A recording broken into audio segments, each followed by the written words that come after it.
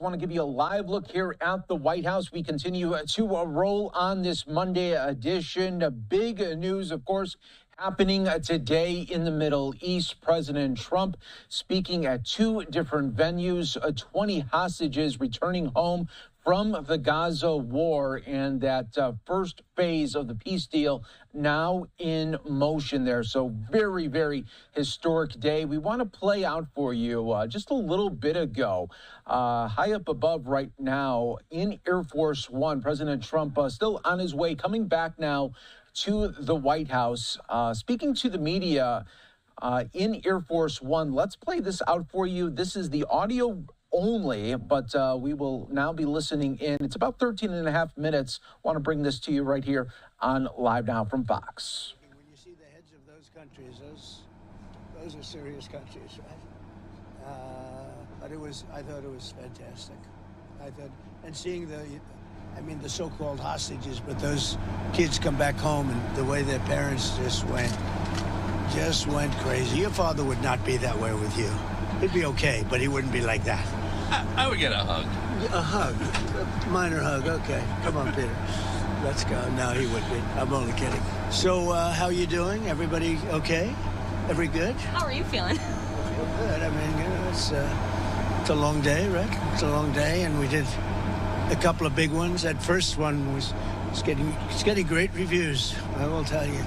There's a lot of meat in there. They're dissecting it and just playing it all night long. It's been very good. I think it's a very important day, because nobody thought this was possible. So it's very good. And the press has been very respectful for a change. Doesn't happen often. Go ahead, Peter.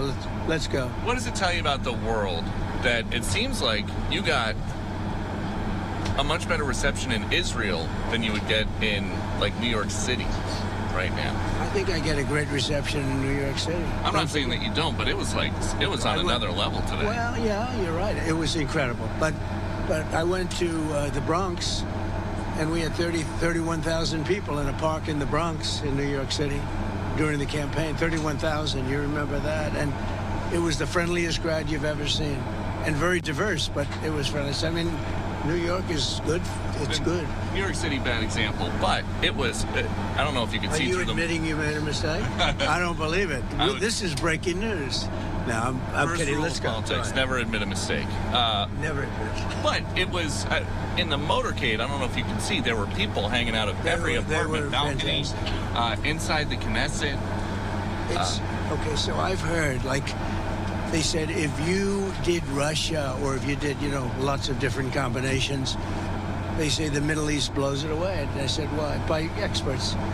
It's just thousands of years, nothing's been done. It's the whole thing with the Arabs, Jewish people, this, that, everybody. It's just never been done before. And there's a certain mystery to the Middle East. I mean, look, it's only because of ratings. You're only as good as the ratings, right? If they weren't getting ratings, your people at Fox would. And by the way, Trey is excellent. He does a really good job. Really we did a very quick interview. I was running to the second one where we were pretty late. Something that we heard from some Israelis on the ground, they want to know how the peace holds when you are not the president. So 3 years from now. I can't answer it. I know this, and you are all witness. We go, and I get 25,000, 35,000. If you look at a normal president, we'll get 300 people, and that's not bad. They'll go to a ballroom, they get 300 people. We get 35. We had 117,000 people in New Jersey. And so I can't tell you what's going to happen, but I'll be out there fighting for whoever it may be. Did you tell Bibi beforehand that you were going to go off script and No, I try actually to get told him I didn't want to bring up the pardon, but it was just a perfect spot. It was good timing, wouldn't you say? Because he was getting a very good hand, and when they stopped, they said, why didn't you give this guy a pardon? If he didn't get a good hand, I would have done that. But the timing was, what do you think, Katie? Good timing for that. I think people thought it was pretty funny, yes. It worked out well. It's a little risque. I'm bringing up a pretty sore subject in Israel, but the people were fantastic. Mr. President, you spoke to Egypt. She can ask more questions, this one here. Go ahead. I have some good questions, I promise. Very nice today. Go ahead. You talked to President El-Sisi, and you spoke about in that room how Egypt has so little crime, and you said it's all about leadership. You talked about... They're very strong on crime. You talked about some of the governors. You wouldn't believe how strong, but they are very strong, but they don't have the kind of crime. They don't have the violent, they may have other kinds of crime, but they're violent crime. You can actually walk down a park and not get mugged or hit over the head with a baseball bat. Do you want to see some U.S. governors be more like Egypt? No, I want them to be stronger and tougher and not allow us to have record-breaking crime in Chicago and different places. I want them to admit they have crime. So there were 4,000 shootings in Chicago, murders over a fairly short period of time, meaning like a year and a half, I think. 4,000 murders. Many, many thousands of you're hit by a bullet but don't die. I want him to say we have a problem. Could Trump bring in the troops and solve the problem like I did in D.C., like I'm doing in Memphis? Have you seen the crimes way down in Memphis? So we've only been there 7 days. Way down. The courts have been standing in your way here. It's held up. No, the lower courts have. The Insurrection Act? The lower, well, I could use it if I wanted to. I could use it. Look, that's a very simple answer. I'm allowed to use the Insurrection Act. In fact, that was on Stephanopoulos today, his Sloppidopoulos show. They asked sloppy Chris Christie about the Insurrection Act. He said, well, if you're talking about the Insurrection Act, he's got the absolute right to use that. And he said a couple of things that were good. He said 50% of the presidents that served in office have used the Insurrection Act. And the Insurrection Act, according to all of them, said it can't even be challenged. I don't have to go there yet because I'm winning on appeal. You know, you're right. We're losing with radical left judges, generally, radical left judges, and we're winning on appeal. So we'll see what happens. I'll be speaking to Governor J.B. Pritzker tomorrow. Do you have any messages or questions for him? Well, I think he should beg for help because he's running a bad operation. I mean, he's letting people be killed in his city because he doesn't want in Chicago. And I love Chicago. Chicago can be a great city again, and very quickly. I would have Chicago cleaned out, the criminals removed, we would remove them. You know, in D.C., we took out 1,700 career criminals, hard-line criminals. That's why it's so good right now. D.C.'s setting records the other way. It's never been so safe.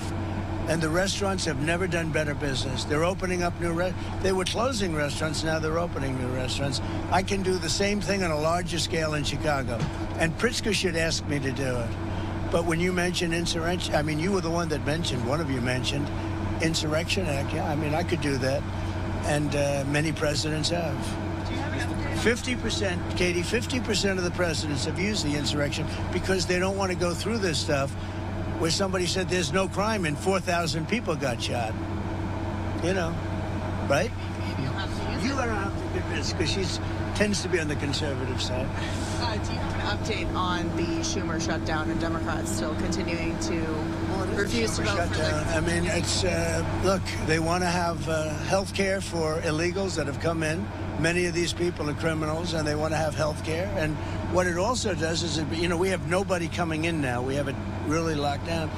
If they start winning cases like this, we're going to have a rush on our border because they're going to come up for health care and the other things that they give away. Look at Newsom, education, health care. He gives everything away.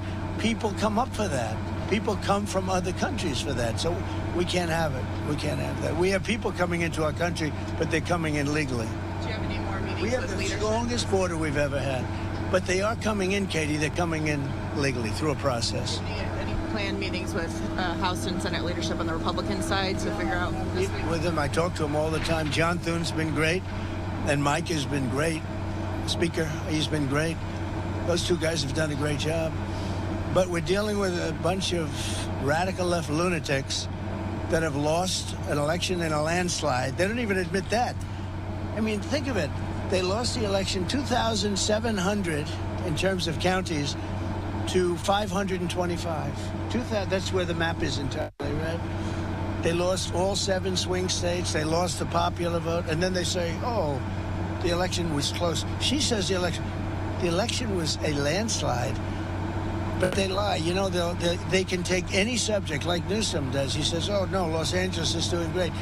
If we didn't go into Los Angeles, they would have had to cancel the Olympics.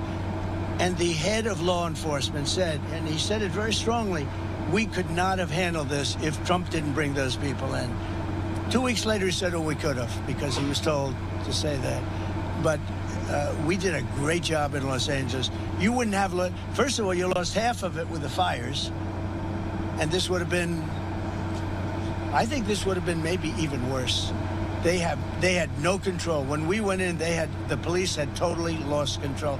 And he admitted it. The head, whoever he is, whatever his name is, he admitted it very strongly. What's your reaction to President Bill Clinton giving you credit for ending the war in Gaza? I always liked Bill Clinton. I've always gotten along with him. He used to be a friend of mine. Came to my wedding, you know. So did she. People don't know that.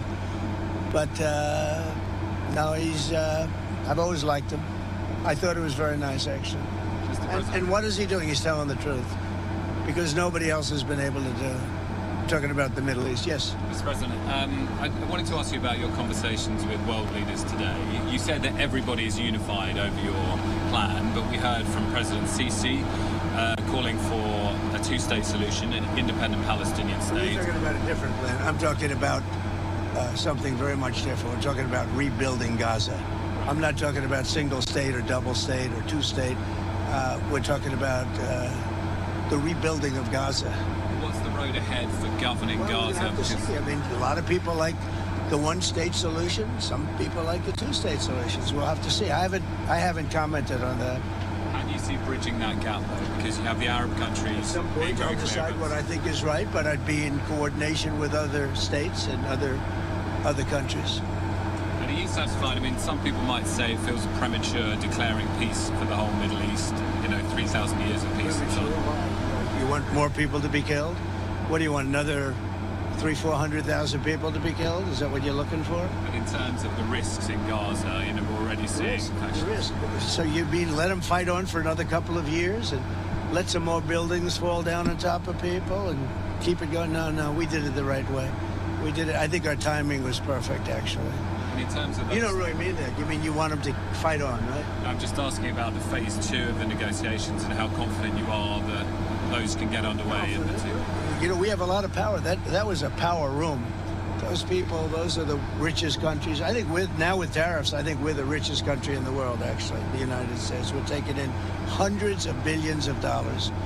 But those are, really seriously rich countries, and they can handle it. Some of those players, and particularly Erdogan, could they also help in the war between Russia and Ukraine? Yeah, Erdogan can. He's respected by Russia.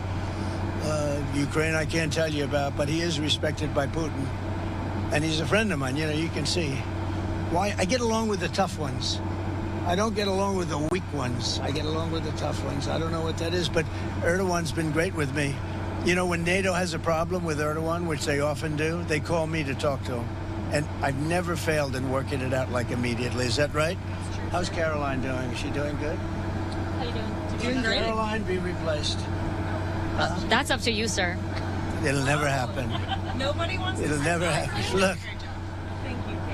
That face and those, Katie, and those lips, they move like a machine gun, right? Do you want to elaborate on the countries you consider weak? Oh, they really are? Okay, what? Do you want to comment on the leaders you consider weak who are in that room? No, I won't comment on that, but you know probably who they are. But just anyway. before we... I don't know, really. Yeah, there were a couple in the room, but overall, I thought that was an amazing group of people. I don't think they've ever seen an assemblage like that between power, money, et cetera, et cetera. There's never been anything like that. So we're up, but you know what? I have to, because the plane is going to take off. But are you we'll hosting come back Zelensky at the White House on Friday? I think so, yeah. Yes. Bye, everybody. Thanks, President Trump. Thank you. Have a good time. Thank you, everybody. All right, so that was the playback from above Air Force One as it continues on its way back to the White House. And, it had to be a big day for President Trump and his administration when he is getting the praise from high-ranking Democrats like two former presidents. Let's show you the statement by former President Joe Biden putting it out on this historic day, saying, "I am deeply grateful and relieved that this day has come for the last living 20 hostages who have been through the unimaginable hell and are finally reunited with their families and loved ones, and for the civilians in Gaza who have experienced immeasurable loss and will finally get the chance to rebuild their lives.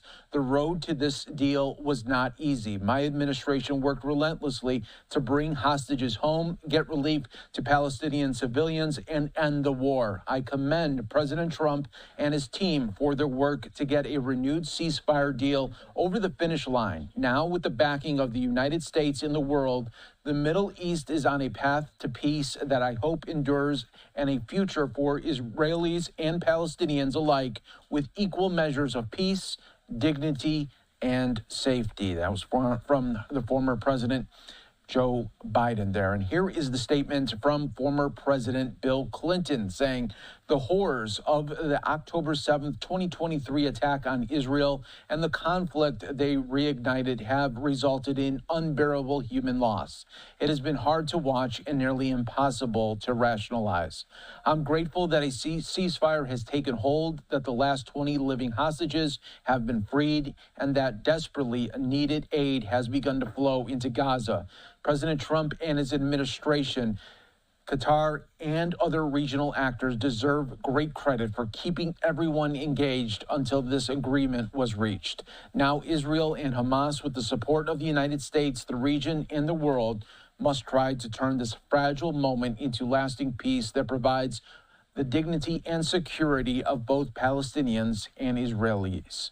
I believe that they can get there, but only if they do it together there. So those were the big statements from the former presidents on this historic day, praising President Trump and his administration for getting this peace plan together and the 20 living hostages back with their families today.